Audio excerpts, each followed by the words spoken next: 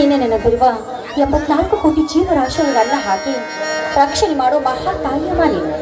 ನಿನ್ನೆ ನಂಬಿ ಈ ಭೂತಾಯಿ ಸೇವೆ ಮಾಡುತ್ತಿರುವ ಈ ರೈತರ ಬಾಳಿಗೆ ಬೆಳಕಾಗಿ ನಮ್ಮನ್ನು ಉದ್ಧಾರ ಮಾಡುವ ನಿನಗೆ ನನ್ನ ಕೋಟಿ ಕೋಟಿ ನಮನಗಳು ತಾಯಿ, ಕೋಟಿ ಕೋಟಿ ನಮನಗಳು.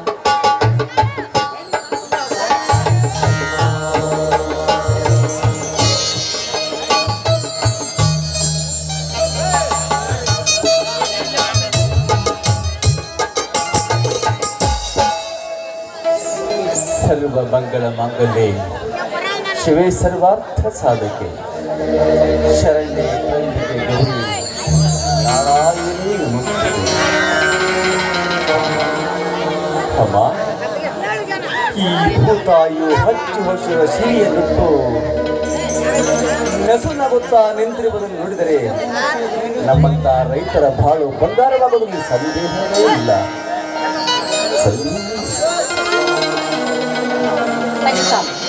ರೈತನೇ ರಾಷ್ಟ್ರದ ಸಂಪತ್ತೆಂದು ನಾಮಾಂಕಿತ ಪಡೆದ ನೀವು ಈ ದೇವಿಗೆ ನಮಸ್ಕರಿಸೋದನ್ನು ಮರೆಯಬೇಡಿ.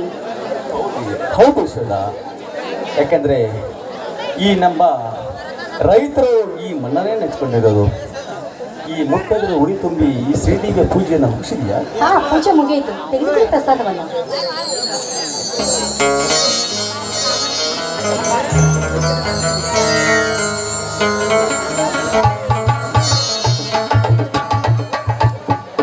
ಅನ್ನಪೂರ್ಣೆ ಸದಾಪೂರ್ಣೆ ಶಂಕರ ಪ್ರಾಣವಲ್ಲವೇ ಜ್ಞಾನ ವೈರಾಗ್ಯ ಸಿದ್ಧಾರ್ಥಂ ಭಿಕ್ಷಾಂದೇ ಹೀಚ ಪಾರ್ವತಿ ಮಾತಾಚ ಪಾರ್ವತಾ ದೇವಿ ಪಿತಾದೇವೋ ಮಹೇಶ್ವರ ಬಾಂಧವ ಶಿವಭಕ್ತಾಶ್ಚ ಸುದೇಶೋ ಭುವನತ್ರಯಂ.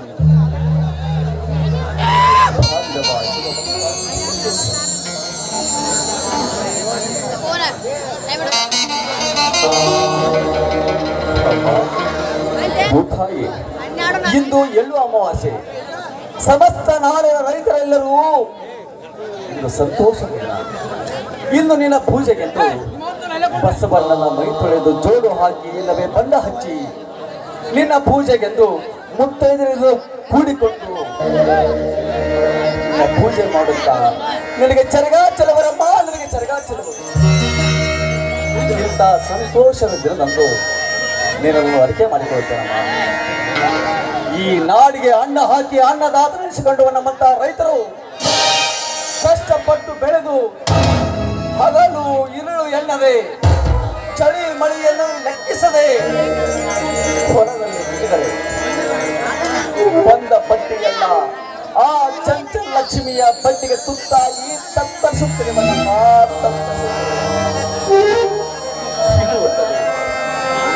ಈ ನಮ್ಮ ರೈತರ ಸಂಕಟವನ್ನರಿತು ಈ ಭೂತಾಯಿಯು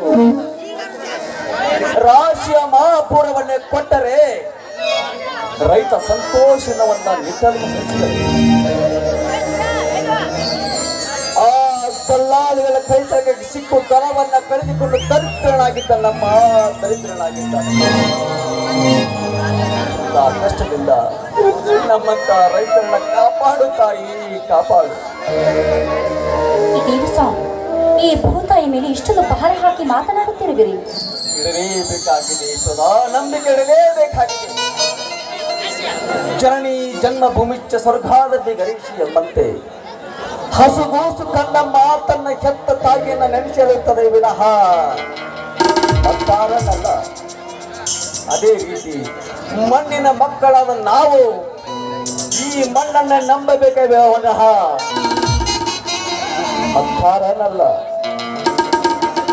ಯಾವ ನಮ್ಮಂತ ರೈತರ ಕಷ್ಟವನ್ನರಿತು ಈ ಭೂತಾಯಿಯು ರಾಶಿಯ ಮಹಾಪುರವನ್ನು ಹರಿಸಿದರೆ ನಮ್ಮಂತ ರೈತರ ಬಾಳು ಬಂಗಾರವಾಗುತ್ತದೆ. ಸದಾ ಬಂಗಾರವಾಗುತ್ತದೆ. ರೈತನ ಕರೆ ಜಗವಿಲ್ಲ ಸಕ್ಕರೆ ಎನ್ನುವಂತೆ ಈ ರೈತ ಸುಖವಾಗಿದ್ರೆ ಈ ನಾಡು ಕೂಡ ಸುಖವಾಗಿರುವುದು. ಹೌದು ಯಶೋಧ, ನೀ ಹೇಳುತ್ತಿರೋ ಮಾತು ನಿಜವಿದೆ. ಹಳ್ಳಿಯಿಂದ ದಿಲ್ಲಿಯವರೆಗೆ ರೈತರಿಂದಲೇ ನಡೆಯುತ್ತಾರೆ ವಿನಃ ನಮ್ಮಿಂದ ಅವರು ನಡೆಯುವುದಿಲ್ಲ. ಅದೇ ರೀತಿ ಯಾವುದಾದ್ರೂ ಒಂದು ಯಾವುದೇ ಸರ್ಕಾರ ರೈತರಿಗೋಸ್ಕರ ಒಂದು ಯೋಜನೆ ತಂದ್ರೆ ಆ ರೈತರಿಗೋಸ್ಕರ ಯೋಜನೆ ತಂದಿರುವುದು ಆ ರೈತರಿಗೆ ಸಫಲವಾಗುತ್ತದೆ ಇಲ್ಲ? ಮತ್ಯಾರಿಗಾಗಬಹುದು ಸ್ವಾಮಿ? ಪಂಚಾಯತಿ ಮೆಂಬರ್ ಹಿಡಿದು ಉನ್ನತ ಅಧಿಕಾರಿಯವರೆಗೆ ಈ ಸರ್ಕಾರ ತಂದಿರುವ ಯೋಜನೆಗಳನ್ನ ಜಾರಿಗೊಳಿಸಬೇಕಾದ್ರೆ ಅದರಲ್ಲಿ ಇಂತಿಷ್ಟೊಂದು ಪರ್ಸೆಂಟೇಜ್ ಇಟ್ಟು ತಮ್ಮ ಬೊಕ್ಕಸವನ್ನು ತುಂಬಿಕೊಳ್ಳುವ ಅವಕಾಶವಿರುವಾಗ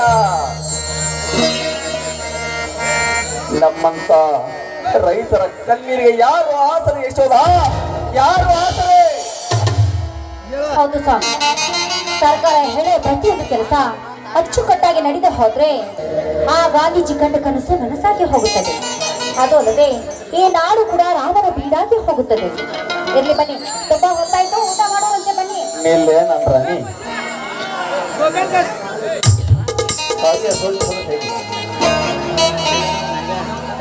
ಹೊಲದಲ್ಲಿ ಚಲಕ್ಕೆ ಬಂದಿದ್ದೀವಿ.